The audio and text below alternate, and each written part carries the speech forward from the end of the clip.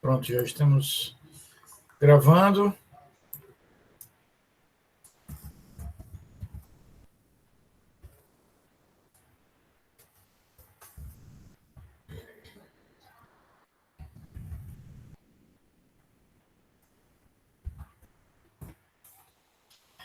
Pessoal, nós hoje vamos começar a nossa segunda unidade.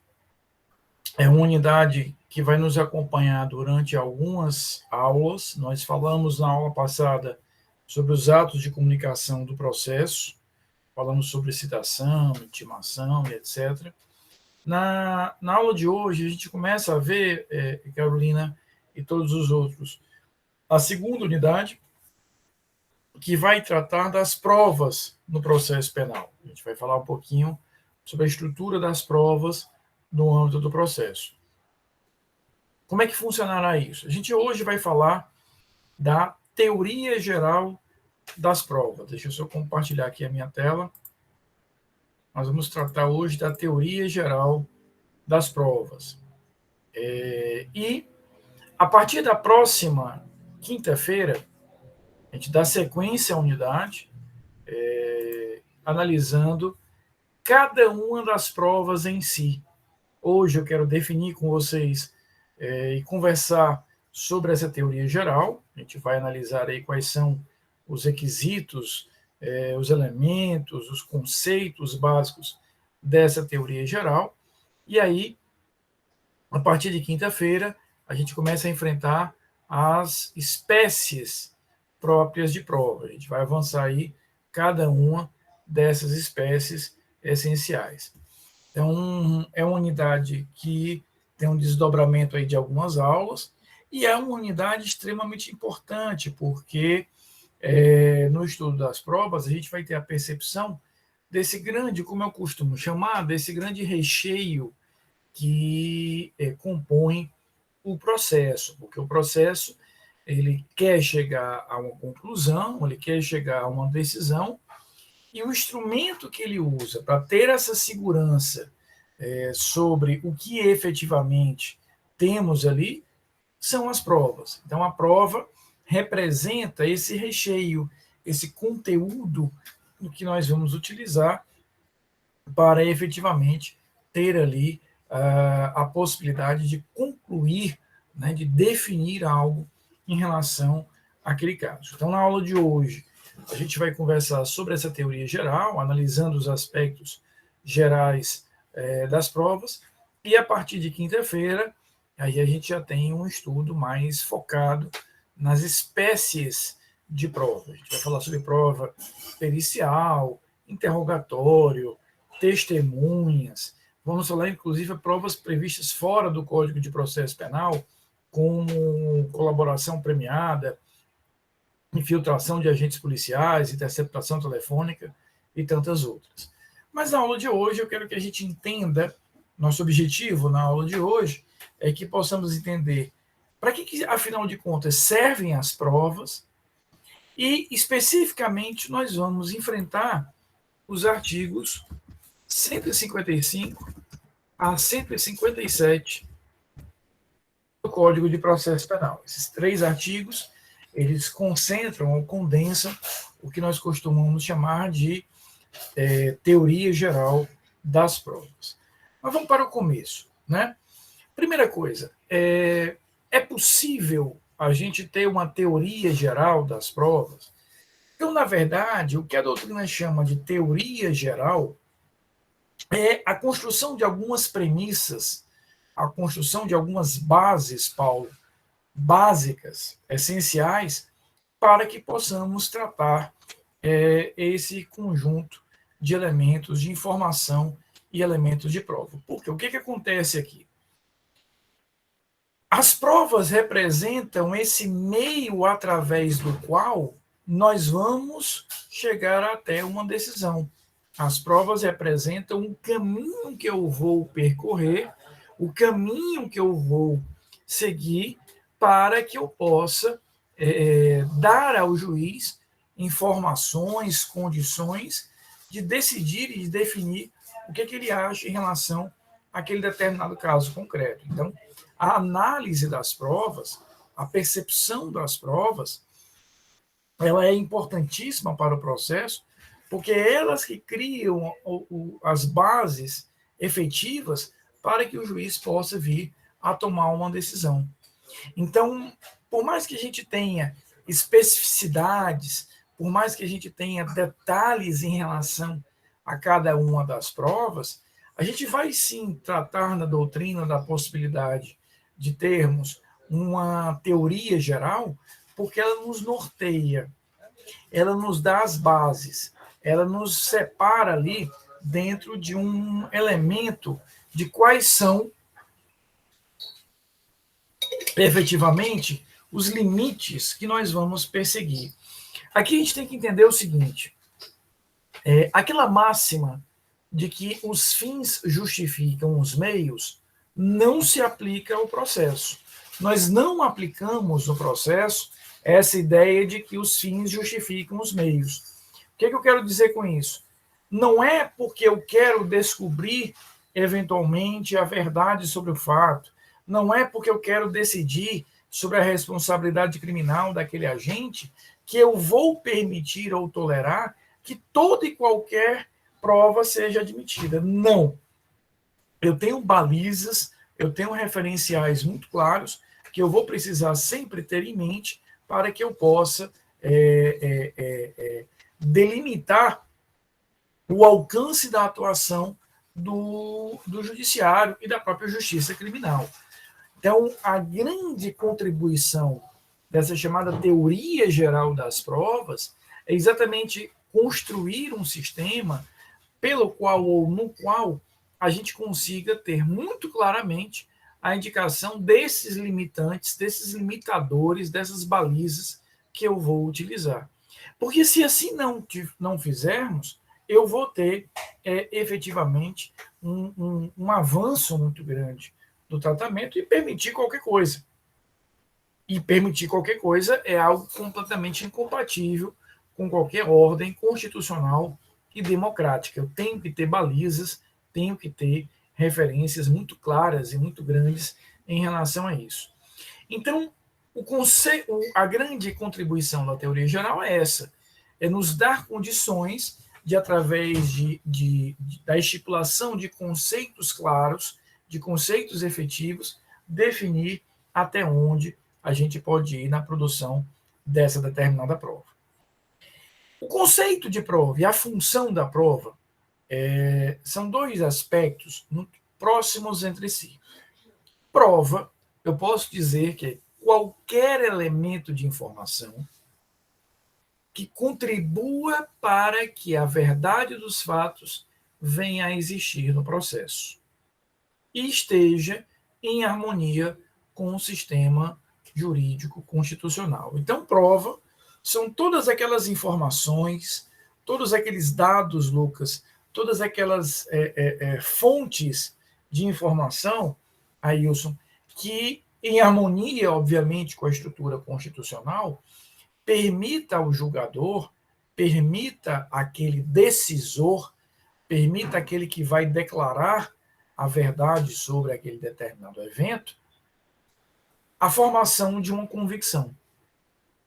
E aqui a gente entra efetivamente, por isso que eu trouxe esse pequeno fragmento do livro do professor Eugênio Pacelli, que me parece muito interessante. Veja o que ele diz aí. A reconstrução dos fatos investigados no processo, buscando a maior coincidência possível com a realidade histórica, isto é, com a verdade dos fatos, tal como efetivamente ocorridos no espaço e no tempo. E a seguir, eu já vou avançar aqui, veja o que o professor Nutt fala.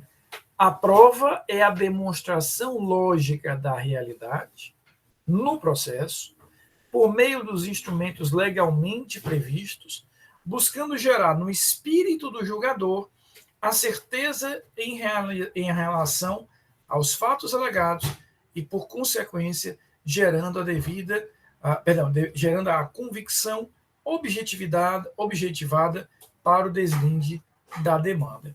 Então, a gente vai perceber que esses dois conceitos, tanto do professor Pacelli quanto do professor Nutt, né? Então, veja, ele fala aqui em reconstrução de fatos e o professor Nutt fala em certeza em relação aos fatos alegados, consequentemente gerando convicção.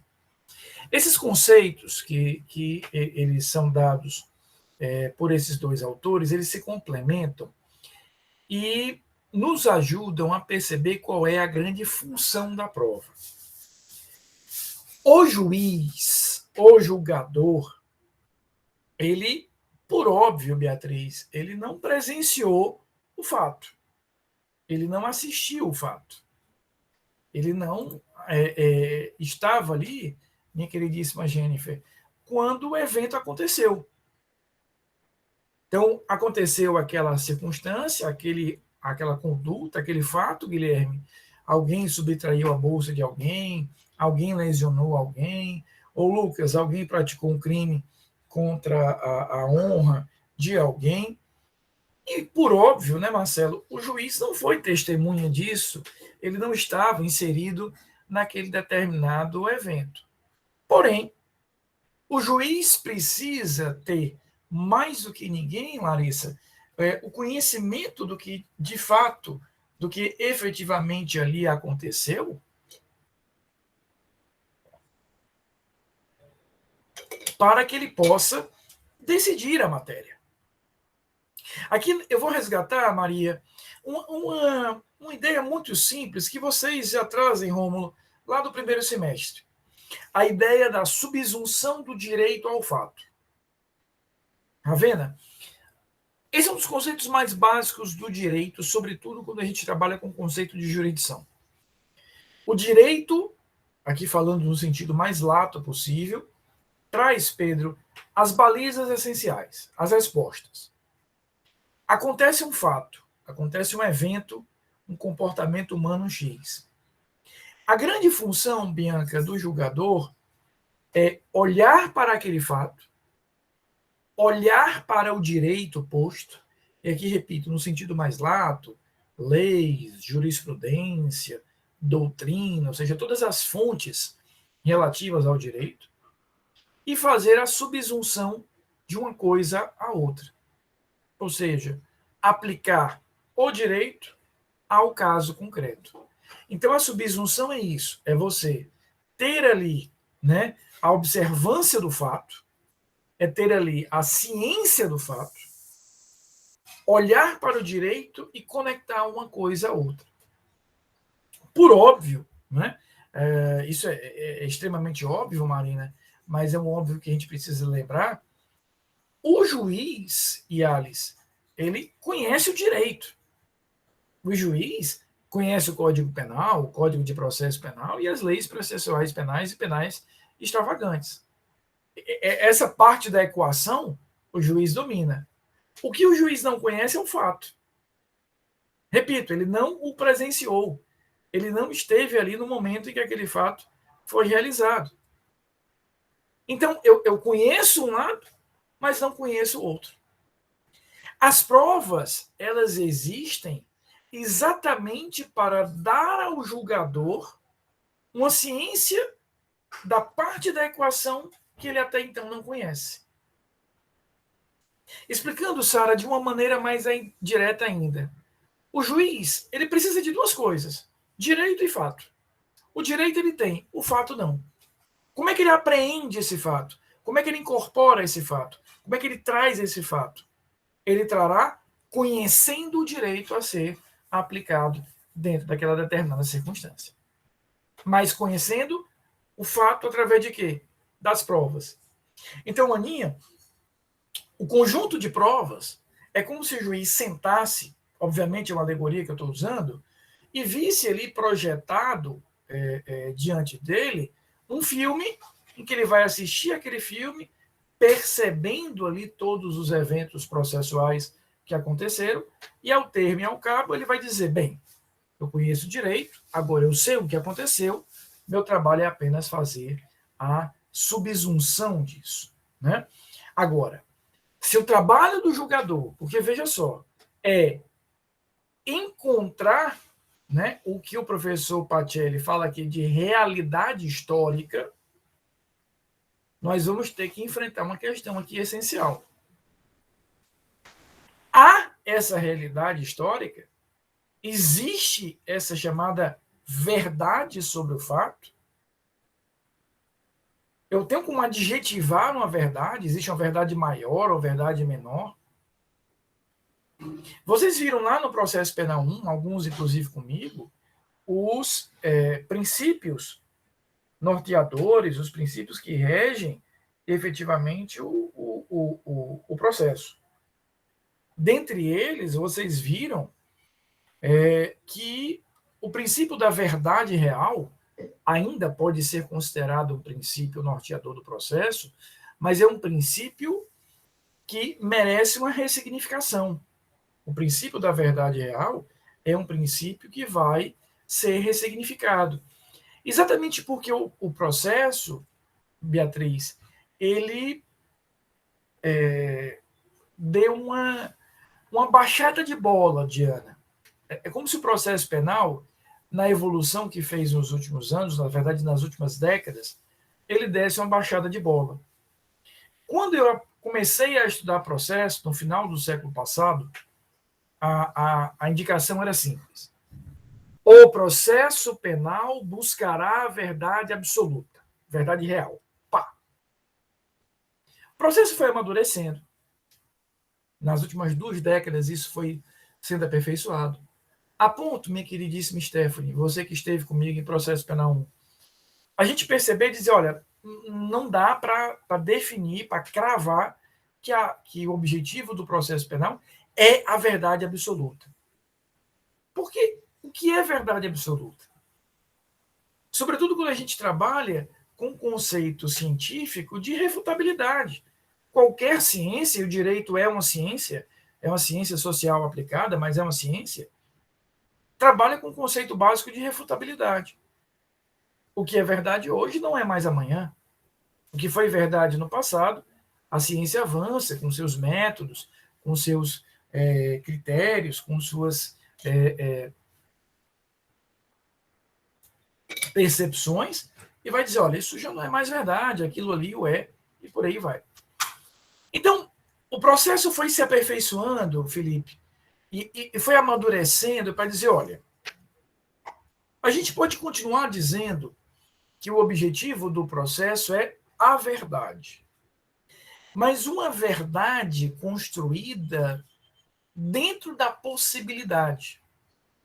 O que, na verdade, eu quero, Diana, é que o juiz, no momento do julgamento, ele tenha uma convicção, uma segurança suficiente para que ele possa perceber que, por mais que seja quase que utópica a ideia de chegar a uma verdade absoluta, ele chegou no mais perto possível, no mais próximo possível do que seria essa verdade. Daí porque, Jennifer, você também já teve essa conversa comigo em disciplinas anteriores, a gente vai falar muito mais em verossemelhança do que verdade.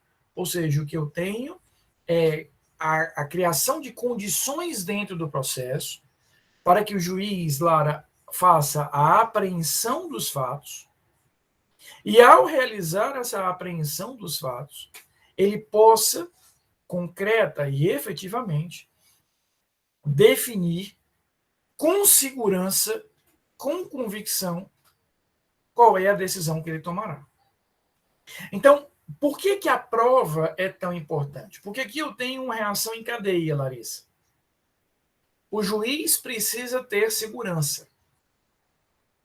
Segurança derivada da certeza concreta, máxima possível sobre o fato.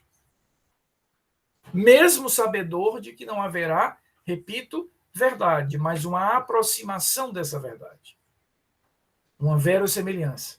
E o que é que gera ao juiz essa convicção necessária? O que é que gera ao juiz essa certeza necessária? O conjunto de provas. Esse conjunto probatório, esse conjunto de elementos probatórios é que gerará ao juiz esta convicção. Então, as provas são para o juiz o ferramental, o instrumento que ele tem para reconstruir aquele evento na cabeça dele, repito, evento esse que ele não presenciou, evento esse que ele não assistiu, evento esse que ele não estava presente, mas ele o reconstruirá na sua cabeça através das provas. E com essa reconstrução, ele se aproxima da verdade, e ao se aproximar da verdade, ele tem a segurança para dizer: houve fato, fulano lesionou, eu vou condená-lo. Porque percebam, para a gente fechar essa primeira grande ideia da aula de hoje, a consequência de uma decisão penal é uma consequência muito dura, muito radical. É uma consequência extremamente radical. A consequência, Gustavo, de uma decisão penal, muitas vezes significa a condenação a uma prisão por muitos anos. Então, o juiz precisa ter essa convicção, essa segurança. O que dá ao juiz essa segurança? As provas, o conjunto probatório. Então, veja aí o que o professor Nutti fala. A finalidade da prova é a produção do convencimento do juiz no tocante à verdade processual. Veja que ele, um autor tão moderno como o professor Guilherme de Souza Nutti, já não fala tanto em verdade real, é uma verdade processual. Vale dizer, a verdade possível de ser alcançada no processo, conforme seja a realidade ou não. Então, isso é muito interessante, porque o processo, já te ouço, Lucas, o processo foi sendo aperfeiçoado sobretudo na linguagem, aperfeiçoado sobretudo na forma de tratar esses conceitos. A visão do processo no século passado, e eu ainda recebi, de alguma forma, no finalzinho do século passado, quando eu estava na graduação, resquícios disso, era uma visão muito, muito dura, muito compartimentalizada. É a verdade, ponto. O processo penal busca a verdade verdadeira, absoluta. O processo civil vai se submeter a uma verdade formal. Esses conceitos vão sendo aperfeiçoados. A gente pode continuar usando a expressão verdade real, desde que eu dê um significado a ele. E que significado é esse? E aí eu acho, por isso que eu trouxe esse fragmento aí da lição do professor Nutti, porque ela é muito feliz. A verdade possível de ser alcançada. Ou seja, o juiz tem que ter como objetivo essa verdade possível. Pode perguntar, Lucas, fica à vontade, querido. Justamente sobre essa questão da verdade possível. Por que ela é chamada de verdade possível? Se ela, vamos dizer assim, foi colhida uma quantidade de provas que são bem sólidas e comprovam a posição de determinada das partes, e por que então ela é chamada de possível e não absoluta, real, assim, algo definitivo? Excelente pergunta, Lucas, muito boa sua pergunta. É uma questão puramente de... Por isso que eu usei aquela expressão, que é uma expressão muito, muito coloquial, mas muito didática, porque eu estou querendo conversar com vocês. É uma baixada de bola do processo mesmo. Em que sentido? Se eu defino, Lucas, que o meu objetivo, e eu estou falando aqui de uma teoria geral, portanto, isso aqui tem que ser aplicado a todos os processos, todas as ações penais do Brasil. Se eu defino que o meu objetivo é a verdade absoluta, insofismável, eu estou, para a gente aproveitar uma linguagem das Olimpíadas, que acabou recentemente, colocando o sarrafo lá em cima. Eu vou exigir do juiz um grau de perfeição, de certeza muito alto. E mais ainda, eu estaria considerando que haveria a verdade com letras maiúsculas. Uma coisa difícil de se trabalhar, repito, quando a gente trabalha no ambiente científico. Esses conceitos de verdade em caráter absoluto, Lucas, são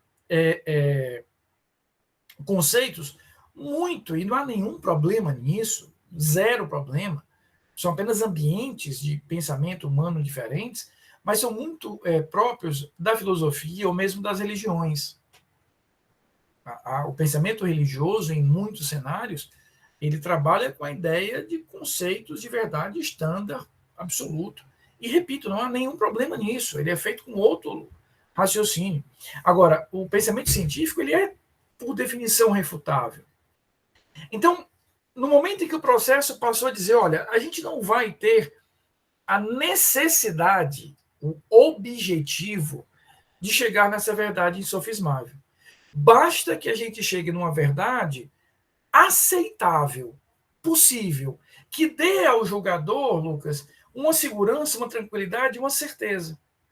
E aí você na sua pergunta diz o seguinte, mas Rafael, vamos imaginar o seguinte, naquele caso concreto, eu tenho uma filmagem, eu tenho uma confissão do réu, eu tenho testemunha, várias pessoas testemunharam, eu tenho uma filmagem ali em 8K, som surround de 5.1 canais, uma obra-prima de prova.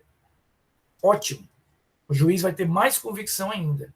Mas esse não pode ser meu ponto de chegada, Lucas. Eu tenho que baixar meu sarrafo e dizer, olha, mesmo que eu não alcance a verdade perfeita, mas eu chego numa verdade possível e aceitável que gere segurança, isso já é suficiente para o juiz decidir. Repito, foi um ajuste de linguagem mesmo, onde eu passei a dizer, não, eu não vou buscar uma verdade insofismável, basta que eu tenha uma verdade segura, a ponto do juiz dizer, olha, eu estou aqui convicto de que houve a materialidade, eu estou convicto de que houve a autoria, e por aí vai.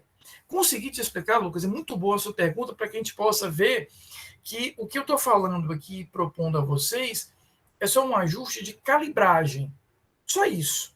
A gente tinha, e eu assim aprendi no século passado, um sarrafo lá em cima, um objetivo lá em cima, o processo diz, não, vamos baixar um pouquinho, o que importa é que o juiz tenha a convicção suficiente nessa reconstrução dos fatos para que ele possa gerar esse tipo de situação.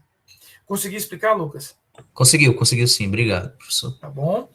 Podem perguntar, eu vi que tem dois. Guilherme, pode perguntar. Não, é só para complementar com a sua argumentação, a maior prova que o processo busca isso é que tem a possibilidade de ação rescisória, né? Que depois de todo um processo, você ainda tem a possibilidade de reformar uma decisão. Exatamente. O Guilherme traz um ponto muito importante, que é exatamente a possibilidade da ação rescisória que nós, no processo penal, chamamos de revisão criminal. A gente vai estudar isso no finalzinho do semestre. Para ser preciso, revisão criminal, Guilherme, é a última coisa que eu vou ensinar a vocês esse semestre. Né? Quando a gente já estiver lá no Jingle Bells, eu vou ensinar a revisão criminal. O Guilherme toca num ponto essencial. Quer dizer, a simples existência da possibilidade da revisão criminal é uma prova de que eu vou poder refutar isso em algum momento. E aí, Lucas, eu volto à tua pergunta, porque, repito, foi muito interessante, vai muito ao encontro do debate que eu quero ter com vocês, que é, se eu definir, Lucas, e cravar, a certeza é essa, não faria sentido eu ter a possibilidade, como muito bem observou o Guilherme, de algo que refutasse isso. E temos essa possibilidade. A revisão criminal, ou a ação de revisão criminal, repito, literalmente será a última coisa que nós vamos ver no semestre, é nosso último tópico do tema. Quando chegar em revisão criminal, significa dizer que acabou nossa matéria. Ela é um instrumento importante, mas é um instrumento, Guilherme, com uma série de condições. Só é utilizada pela defesa, dentro de determinados referenciais, mas ele relativiza essa convicção. Então, o que houve no processo foi apenas um ajuste de linguagem para redefinir e ressignificar o objetivo aqui fundamental. Eu acho que o Ailson queria falar ainda, se eu não estiver enganado. Não foi sem querer, professor, que eu apertei aqui. Tá bom, querido, mas quando quiser, fique à vontade. E aí, a gente já entendendo para que servem as provas, qual é a lógica disso, eu queria conversar um pouquinho sobre os sistemas de prova. No mundo, são vários os sistemas que a gente vai ter. Existem países que usam esse sistema, que é o sistema das chamadas provas tarifadas, também chamado de sistema de provas legais. Esse sistema é um sistema Thaís and Thaís, que eu tenho duas Thaís aqui na sala. Thaíses é um sistema, não sei o plural de Thaís, é um sistema Thaís and Thaís, que alguns países usam, hoje muito poucos, isso é bem verdade, né? Um exemplo seria o Japão, de uma prova, ou de uma lógica de prova muito tarifada. Ou seja, eu tenho ali, Ailson, quase que uma tabela. Para provar isso, usa isso. Para provar isso, usa isso. Para provar aquilo, usa aquilo outro. Esse sistema é um sistema que, repito, cada vez é menos utilizado no mundo, porque ele traz uma situação, Sara, de muito engessamento. Não é à toa que o sistema brasileiro é o chamado sistema do livre convencimento motivado ou da persuasão racional, como regra. Qual é a regra aqui, Tiago? No modelo brasileiro de processo penal, o juiz tem à disposição deles, como a gente vai ver a partir de quinta-feira, um cardápio de provas. Ele tem um conjunto de provas à disposição dele. Ele pode lançar mão de qualquer dessas provas. Ele tem aquele ferramental ali definido. Claro. Cabe a ele, no caso concreto, buscar, Lucas, utilizar isso da melhor forma possível. Tá? O Cássio faz uma pergunta que se fosse ensaiada, Cássio, se eu tivesse te mandado uma mensagem aqui pelo Zap, Cássio, faz a pergunta agora. Não teria sido tão útil, né? Tão precisa. Eu agradeço demais a tua pergunta, porque é exatamente esse ponto. O Cássio pergunta o seguinte, Rafael, a prova tarifada não é utilizada no Brasil? Como regra, não, Cássio. Então, qual é a regra no Brasil? A liberdade probatória. Um sistema de livre convicção, de livre convencimento. O juiz tem nas mãos um acervo de provas, um cardápio de provas, e ele as utiliza do jeito que ele quiser. Agora, de forma excepcional, exceção, Cássio e Lucas, é que nós vamos utilizar o sistema de provas tarifadas. Então, Lucas, o que é o sistema de prova tarifada? É aquele sistema que diz que para que eu prove tal evento, eu só posso utilizar uma prova específica. Por exemplo, Cássio, aí eu ainda não dúvida do Cássio. Na próxima quinta-feira, depois de amanhã, nós vamos começar o estudo das provas em espécie. E a primeira prova que nós vamos estudar, a partir do artigo 158 do Código de Processo Penal, é a prova pericial. Aí o artigo 158 vai nos dizer, Lucas, que o crime que deixa vestígio, eu tenho que prová-lo através de uma prova específica chamada exame de corpo de delito. Eu não vou me aprofundar muito disso, porque esse é o nosso tema de aula da próxima quinta-feira. Mas o artigo 158 diz isso, olha, se houve vestígio, se houve ali uma consequência física daquela prática criminosa, se eu tive ali algum tipo de consequência material da prática criminosa, eu só consigo provar através do exame de corpo de delito. Então, por exemplo, Lucas, o homicídio, em que eu tive um vestígio, que é o cadáver, eu só consigo provar o homicídio através de uma prova específica, que é o exame de corpo de delito. Isso é um exemplo de prova tarifada. É uma prova em que eu tenho uma correspondência. Para provar isso, usa essa prova. Então, no Brasil, Cássio, isso é exceção. A regra é a liberdade probatória. A regra é a liberdade de prova. Tanto assim é que não há no Brasil, e a gente já chega nesse tópico aqui, qualquer tipo de hierarquia entre as provas. No século passado, quando eu aprendi isso, o meu professor disse o seguinte, olha, a prova pericial vale mais do que a prova documental, que vale mais do que a prova testemunhal. E alguns, inclusive, usavam uma expressão muito grosseira, dizendo que a testemunha é a prostituta das provas, porque eu posso corromper uma testemunha para falar a verdade. Isso é completamente furado, isso já não se, a gente não gasta mais nem energia discutindo isso. Isso é aquele tipo de coisa que não vale a pena gastar energia acadêmica. Por quê? Porque as provas valem a mesma coisa. O que vai depender de avaliação é, no caso concreto, Lucas, qual será mais útil. Mas não é porque ela é mais importante, mas sim porque ela é mais útil. Da mesma forma que falar que a prova testemunhal ela seria uma prova falha, porque eu posso corromper uma testemunha. Ora, eu posso falsificar um documento, posso corromper um perito. Então, Cássio, a testemunha presencial, né, que a gente costuma chamar de testemunha ocular, ela é muito importante. Mas ela é uma prova dentro de um conjunto de provas. Eu não posso dizer que ela seja, em teoria, abstratamente, mais ou menos importante do que as outras. Pode ser que naquele caso concreto, naquela circunstância específica, ela tenha uma utilidade maior do que outras provas. Mas aí não dá para a gente considerar que há uma hierarquização de provas. Não. O que há é que, no caso concreto, essa aqui vai ser mais útil do que aquela. Né? Exatamente, Lucas. Um vídeo, que é uma prova, né? Que a gente tem essa ideia de que o vídeo é uma prova absoluta. Poxa, eu estou vendo aqui a imagem. Você tem, hoje, softwares muito sofisticados em que eu posso colocar uma pessoa falando algo que ela nunca falou. Vocês sabem muito bem disso.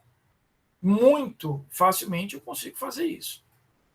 É por isso, e aí eu chego no ponto essencial, que a gente não vai precisar gastar energia nessa hierarquia. Por quê? Porque o sistema do livre convencimento diz o seguinte: juiz, use as provas que você quiser e principalmente, esse é um dos pontos essenciais que eu queria que ficasse da aula de hoje. O juiz não vai decidir, não deve decidir, Ailson, Cássio e Lucas, com base na prova no singular, e sim no conjunto probatório. Eu costumo dizer que o juiz, quando vai analisar o conjunto das provas, veja, o processo se desenvolve. Eu ouço uma testemunha aqui, outra testemunha, trago um documento, faço um interrogatório, faço uma perícia, vem uns vídeos ao processo, vem uns áudios ao processo. Olha a quantidade de elementos de informação que chegam ao processo. Então, o juiz, em determinado momento, Sara, na hora que ele vai decidir, ele tem aquele conjunto de provas na frente dele. O trabalho do juiz é analisar aquelas provas todas e reconstruir a verdade na cabeça dele. Não existe no processo penal moderno uma prova de ouro, uma prova decisiva, a rainha de todas as provas. Até existiu antigamente, Tiago. Durante muitos séculos era a confissão. Durante muitos séculos, se o réu confessasse, não precisava de mais nada. Hoje não. Toda prova tem valor relativo. Porque o que vale é o conjunto da prova. Eu costumo dizer, Thalita, que o juiz olhando para esse conjunto de provas é mais ou menos, Marina, quando nós olhamos para um mosaico. Sabe quando a gente olha para um mosaico que tem ali pedrinhas, né, pecinhas de várias cores, verde, azul, amarelo, cinza, branco, mas quando você se distancia, Paulo, você vê que tem uma cor predominante? É isso que o juiz faz. O juiz vai olhar para aquelas provas nos autos, no caso concreto, e vai, com um conjunto delas, verificar se ele tem ou não tem, por exemplo, a segurança e a certeza para condenar aquele agente. Então, veja, a regra no processo penal brasileiro é a liberdade probatória, é eu ter condições de provar através dos meios de prova que eu quiser, não havendo hierarquização entre essas provas, e sim uma relação de utilidade no caso concreto, que é algo diferente. E só para concluirmos, tudo isso que eu falei, vale para o juiz técnico, togado, aquele que fez concurso para juiz, vale para um desembargador de um tribunal de justiça, vale para um ministro de um tribunal superior. Mas há uma exceção em tudo isso, que é a incidência do chamado princípio da íntima convicção. Esse princípio, a gente vai estudar muito isso esse semestre, daqui a algumas semanas, ele é exclusivo do tribunal do júri. Pedro, o jurado, ao decidir, vocês viram isso no semestre passado, decide com base na íntima convicção. Então, primeiro que a decisão dele é secreta, ninguém sabe como é, Ravena. Segundo, que o que ele vai fazer aqui é olhar o caso e formar intimamente a sua convicção de justiça. Então, ele não explica a decisão dele, ele não fundamenta, eu repito, a decisão é até secreta.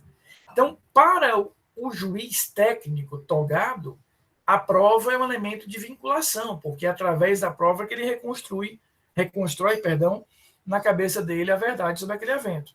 Para o jurado, não. Para o jurado é um elemento ali importante, ele deve seguir a percepção daquela prova, mas não é efetivamente um elemento único que ele vai levar em conta. Até aqui está ok? Eu repito, eu pergunto várias vezes isso, mas é porque para mim é importante.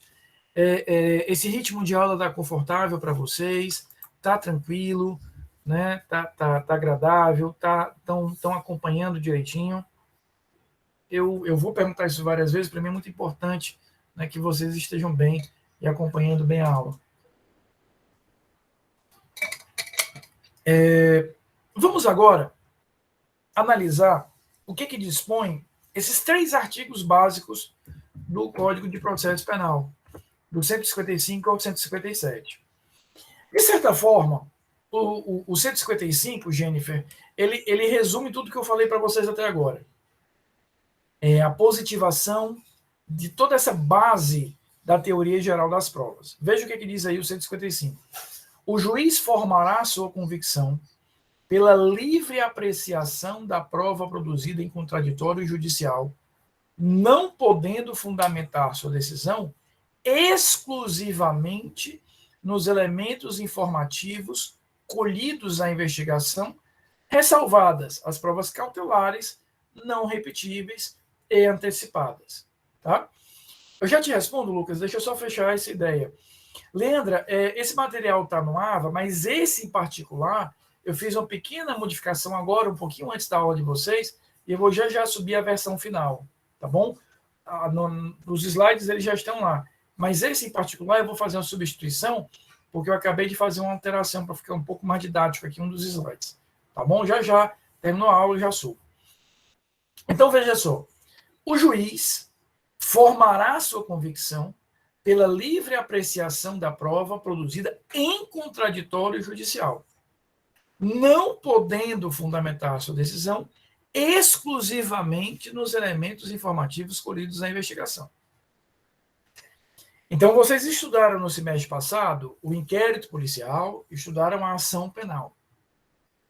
O que o artigo 155 está dizendo é o seguinte: juiz, a prova que você vai utilizar para dar sustentação, para dar suporte, para dar lastro à tua decisão, é a prova produzida no processo, na fase judicial. Porque é durante a ação penal, é durante a fase judicial, que eu tenho, na verdade, o contraditório. Esse conflito entre acusação e defesa, essa fricção, esse choque entre acusação e defesa, que gera o contradito, a contradição, o contraditório, ele é fundamental para a decisão do juiz. Ou seja, o juiz, quando vai sentenciar, Leandra, ele tem que fazê-lo com base na prova que foi produzida durante a fase judicial, que foi a prova em que a acusação pôde falar, é a prova que a defesa pode falar, pode contradizer. Olha, juiz, essa prova aqui não vale. Olha, essa testemunha aqui está mentindo. Olha, essa perícia está equivocada. Agora, a prova produzida no inquérito policial pode até ser utilizada para fundamentar a decisão. Desde que maneira acessória. Olha o que ele está dizendo aqui. O juiz não podendo fundamentar a sua decisão exclusivamente nos elementos informativos colhidos na investigação. Então, Ailson, vamos entender o seguinte. A prova produzida no inquérito policial, essa prova do inquérito policial, ela tem um objetivo. A prova do inquérito tem um objetivo. Reunir ali materialidade e autoria que permitam eu oferecer uma ação penal. Ou seja, o objetivo do inquérito não é exaurir a questão. Voltando, Lucas, para aquela tua pergunta, não é chegar nessa verdade completa. É só criar ali as condições mínimas para que eu possa oferecer o início da ação penal. Iniciada a ação penal, eu zero o jogo. Eu costumo brincar, eu sei que a brincadeira é super sem graça, mas didática, Leandra, que é aquele filme de espionagem, que essa informação, tipo Missão Impossível, essa informação se autodestruirá em 10 segundos. Pronto. O inquérito é como se ele se autodestruísse quando terminasse, porque ele só serve para iniciar a ação. Agora, não há mal que o juiz fundamente a sua sentença com base nas provas da ação penal e acrescente, agregue, some uma testemunha que foi ouvida só lá no inquérito. O que ele não pode é sentenciar usando só provas do inquérito, porque a prova do inquérito não passou pelo contraditório, não passou por ampla defesa. O Lucas pergunta assim, professor, eu percebi, lendo algumas doutrinas, que a função do jurado é debatida quanto aos seus benefícios e malefícios entre alguns autores. O que o senhor acha de um caso ser resolvido por pessoas que não têm um conhecimento técnico e jurídico? Sabe, Lucas, eu já me fiz muito essa pergunta durante muitos anos. O tribunal do júri me é muito caro, ele é muito importante para mim, porque quando eu estava na minha graduação em Direito na Unifor, desde o quinto semestre, eu comecei, Lucas, a estagiar na Defensoria Pública, especificamente numa vara do júri. E ainda acadêmico, como estagiário da Defensoria Pública, eu fiz muitas defesas no júri, né? Junto com a defensora pública que me orientava no estágio. Foram muitas defesas que eu fiz ali. Então, o júri é muito responsável pela minha formação profissional. Então, há muito tempo eu lido com o júri e estudo e leio isso.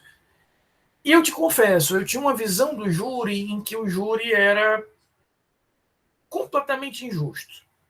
Eu tinha uma visão muito tecnicista. Quem tem que decidir é quem estudou direito, quem abriu o Código Penal, quem leu e tal. Mudei muito essa minha opinião com essa minha vivência no júri. Eu posso lhe dizer que da experiência que eu tenho, sobretudo de alguns anos, eu estou muito tempo afastado do júri, é verdade, mas a experiência que eu tenho do júri, ele acerta mais do que erra. A gente não pode subestimar a sabedoria do povo, muitas vezes, né?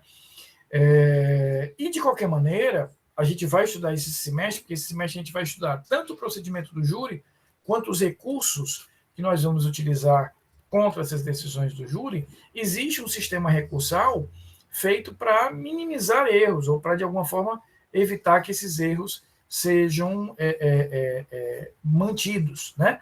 Então, o que eu posso lhe dizer é que há, de fato, você identificou muito adequadamente, muito precisamente, efetivamente, existe um debate muito intenso sobre,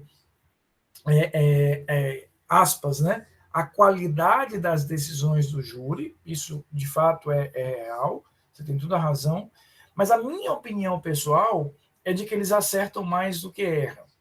Não é tão desarrazoado assim, como a gente pode pensar no primeiro momento. E, principalmente, a gente vai ver que há um sistema de recursos, né, que pode ser utilizado, e muitas vezes o para tentar minimizar a chance de uma eventual injustiça realizada pelos jurados ser perpetuada. E aí, Lucas, eu vou encerrar a tua resposta com um argumento. No momento que a gente diz, olha, o jurado não deveria decidir isso,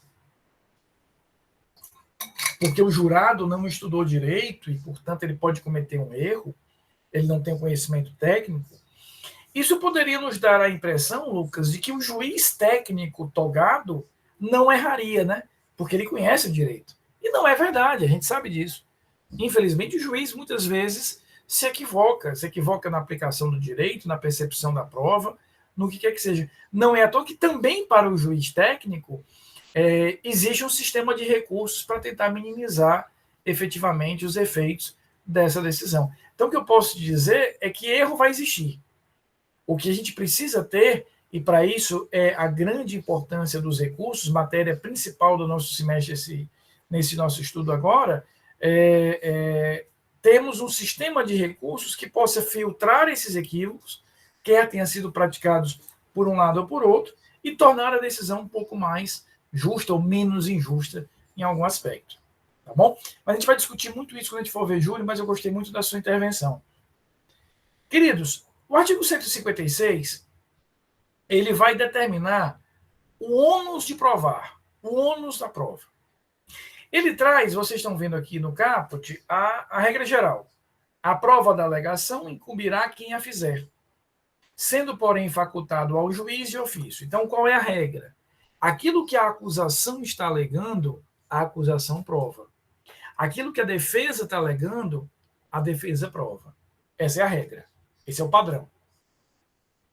O que a acusação provar, ela efetivamente, o que ela alegar, vai ter que provar. Então, por exemplo, recai sobre a acusação um peso inicial muito grande, Pedro, que é ter que provar a materialidade e ter que provar a autoria. Então, a acusação de saída já tem um peso muito grande de prova, porque foi ela, afinal de contas, que alegou isso aí.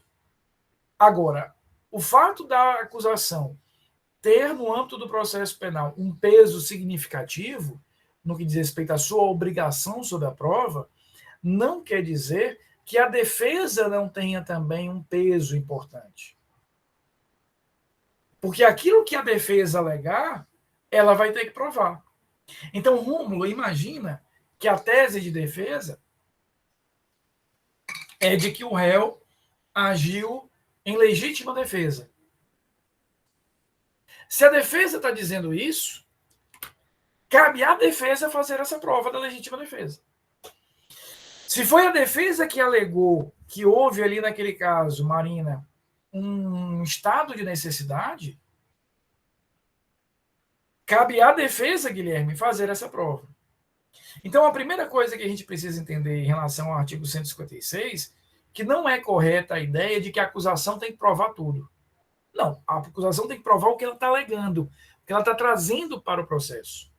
A defesa vai fazer aquilo com que ela trouxer.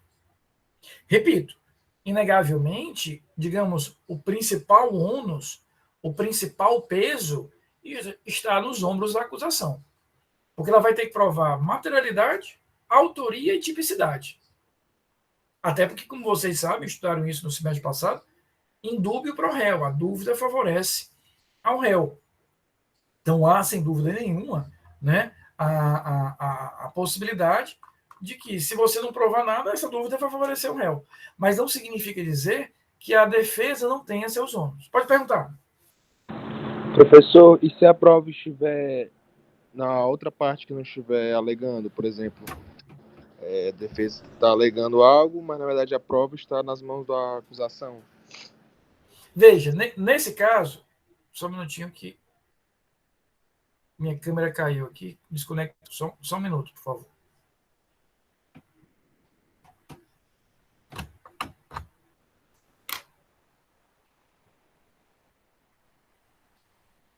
Pronto.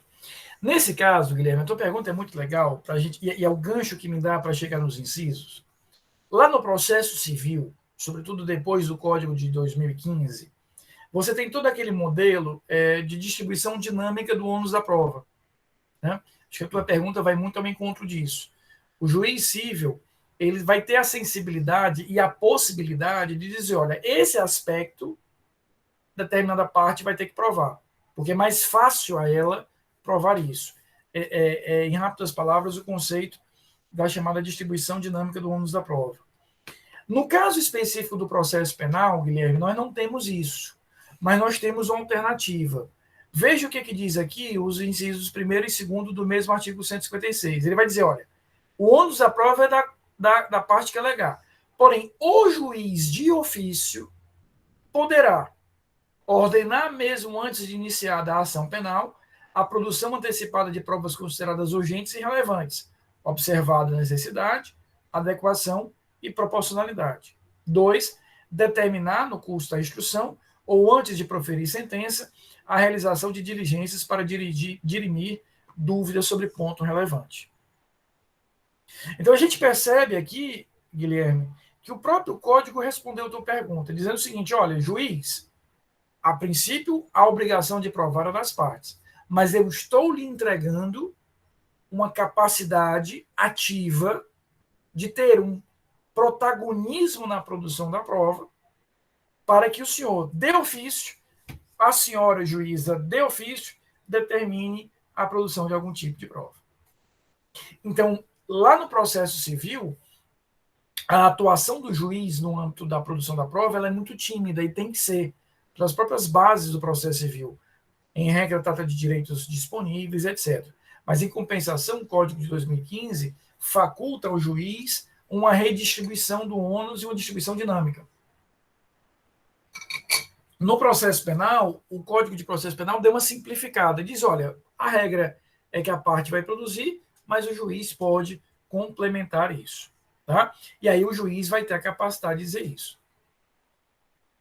Não, Cássio, tanto no inciso 1º quanto no inciso 2º, a ordem é do juiz.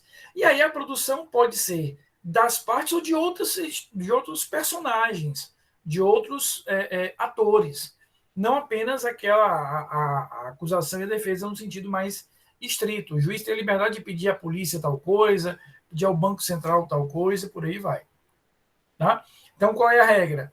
Quem alega, prova, mas o juiz tem essas possibilidades. E o artigo 157, vejam, olha o que ele diz aqui. São inadmissíveis, devendo ser desentranhadas do processo, as provas ilícitas, assim entendidas as obtidas em violação de normas constitucionais ou legais. O 157 positiva a regra que já estava na Constituição. Tá? E aí a gente precisa entender essas teorias. Então, o que nós temos aqui? O artigo 157 diz que as provas ilícitas não serão admitidas. É exatamente aquilo que eu dizia agora há pouco. Os fins não justificarão os meios. Eu só posso produzir uma prova que esteja em harmonia com o texto constitucional e legal. E não é só a prova direta, é exatamente o que nos ensina aqui a teoria da árvore dos frutos envenenados. Se de uma prova ilícita eu produzir uma outra, essa outra também será ilícita. É o que nós chamamos de prova ilícita por derivação. Então, eu tenho uma prova ilícita e tenho uma outra. Né? Lucas, há um único caso em que a prova ilícita seria aceita. É quando essa prova ilícita beneficia a defesa e é a única prova que a defesa tem. Porque aqui eu teria um confronto entre o princípio da ampla defesa e o princípio da vedação ao uso de provas ilícitas. E a ampla defesa ganha. Então, se naquele caso concreto eu só tenho uma prova e ela beneficia a defesa, ela vai poder ser utilizada, mesmo que seja em caráter ilícito, mesmo que a gente fale em caráter ilícito. E aí, vejam só, eu quero só trazer aqui, rapidinho, os parágrafos do artigo 157, para a gente finalizar essa ideia. Então, o que diz a teoria da árvore dos frutos envenenados? E são inadmissíveis as provas ilícitas. Mas também são inadmissíveis, veja o que diz aqui, isso aqui é o parágrafo 1º do 157.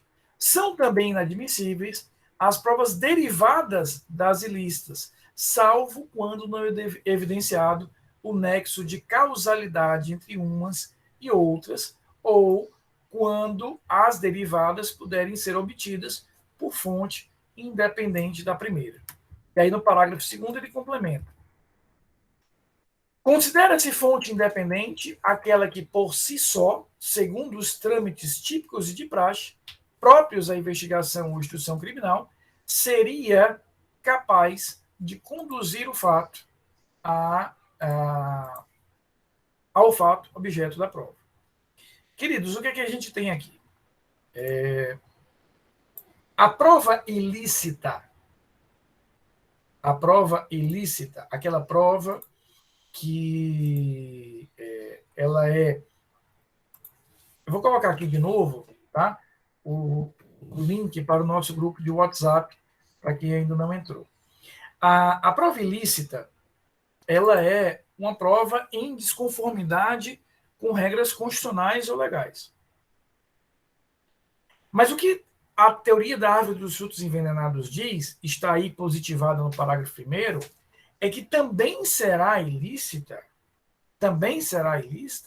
a prova derivada dessa. Ou seja, se nós tivermos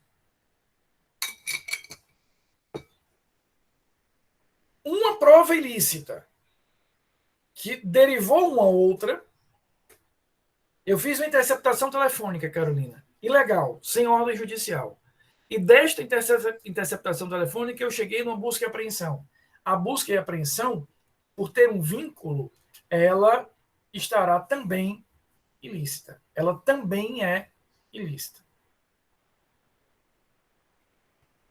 Agora, o que é que diz o parágrafo 1º? Salvo quando não evidenciado o nexo, quando uma não tem nada a ver com a outra. Ou quando, de qualquer maneira, eu chegaria na prova. Vamos trabalhar, Júlia, com um exemplo que vai ajudar a nossa vida.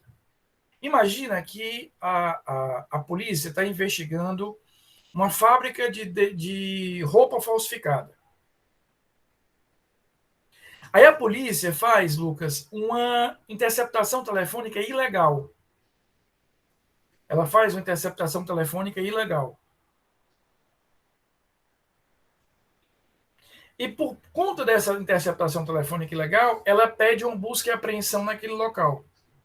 Se essa busca e apreensão foi baseada na interceptação telefônica ilegal, ela se contamina com essa ilegalidade. É o que a gente chama de prova ilícita por derivação. Até aqui tá ok?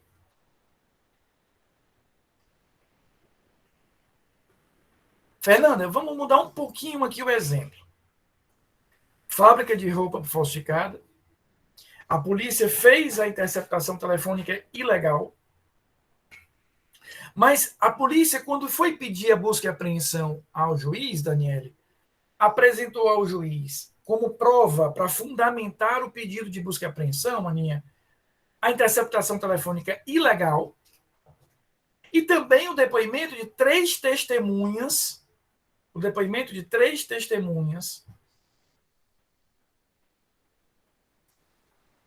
que diziam que ali havia uma fábrica de roupa falsificada. Então veja que a busca e apreensão foi autorizada com base, Luana, em duas provas. Uma ilícita e outra lícita, que foi o depoimento dessas testemunhas. Em outras palavras, se eu tivesse só o depoimento, eu autorizaria a busca e apreensão? Sim. Então eu simplesmente descarto a outra anterior, que é ilegal, e mantenho a validade da busca e apreensão. Ou seja, se eu chegaria na busca e apreensão de qualquer maneira, por um caminho válido, não há por que anular. Eu vou anular, Lucas, a interceptação, mas mantenho o resto. Então, a prova ilícita por derivação é a prova que uma ilicitude contaminou a outra. Ótimo e excelente. Mas tem que existir um vínculo entre elas. Um vínculo exclusivo, absoluto. Gostaram da aula? Foi confortável? Foi bacana? Eu estou tentando manter aquilo que eu prometi, entre o show de humor e instigação, induzimento, auxílio ao suicídio. Tá certo? Eu estou tentando manter aquele padrão. Deixa eu só fazer a chamada. Não saiam por enquanto.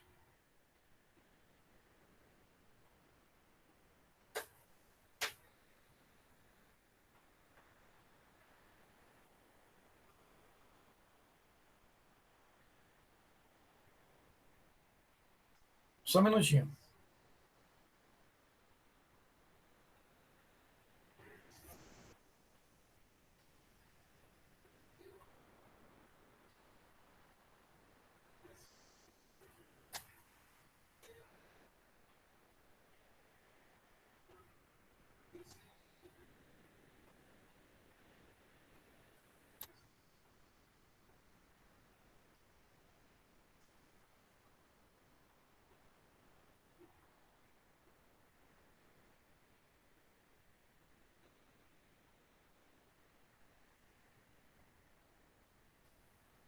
Só um minutinho, estou concluindo já aqui.